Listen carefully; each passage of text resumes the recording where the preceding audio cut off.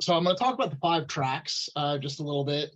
So we do have everything broken up into separate tracks: the drawing and sketch, which is dry medium, observational, color series, digital art, career exploration, and the art portfolio track.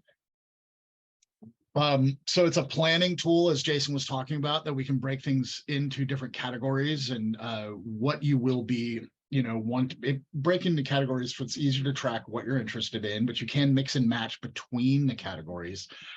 Another thing to think about is that if you have taken something, you can rinse and repeat those. Practicing skills does make perfect, as it's saying here in this. And we're going to talk a little bit. I'm not going to stay on these too long. I want to start talking about the classes a little bit. But as we talked, there are accredited workshops that are the intermediate, advanced, and we'll be talking about the beginner ones as well. So the drawing and sketch track. So we have the schedule here and the different instructors. And everybody's available for that. And I'm going to talk about the individual classes as we go through. So we're going to start with sketching basics. So drawing and sketch basics is basically for people that have very little to no experience, people that are looking to increase that experience and step into more advanced classes.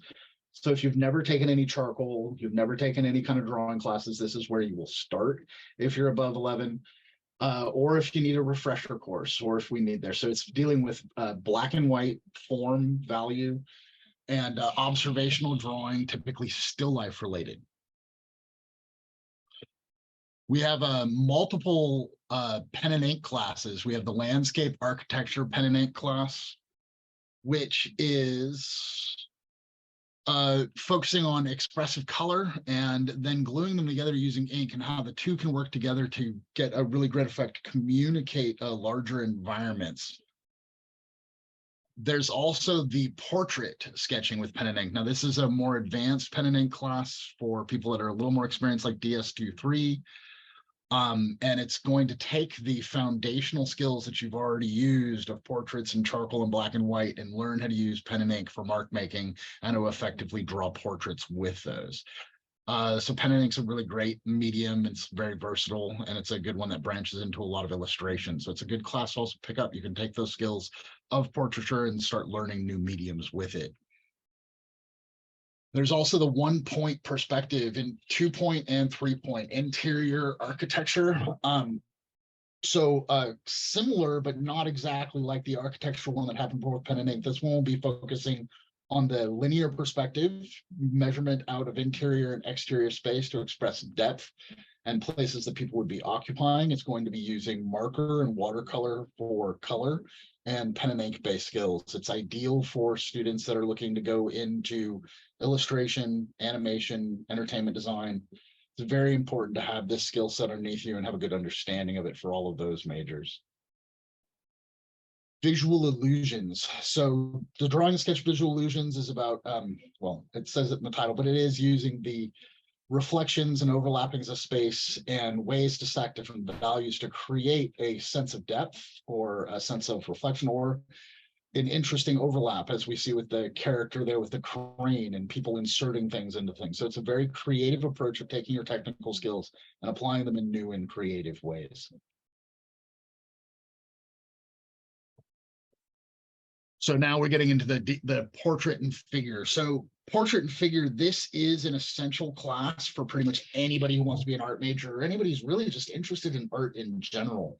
So there's going to be live models, and this is offered during the summer. We do have workshops over the regular year, but nothing like what you'd be seeing here in the sense. So if you want to be eligible and have more success as you go into, say, workshops and figure over the school year, this is an essential class. There's going to be live models. I believe it's a full day class for advanced students, and basically getting into anatomy, gesture drawing, short as well as longer poses, with a really good introduction into it. This is a skill set that you should be practicing constantly. So this is an introduction into it, but at the same time, it's something, the skills you'll be using for the rest of your life, as well as anybody who is studying any of the primary animation, character design, entertainment design, game design, fine arts. This is an essential skill for those people, for those art portfolios that have to produce for colleges. it's also going to look good in supplemental portfolios.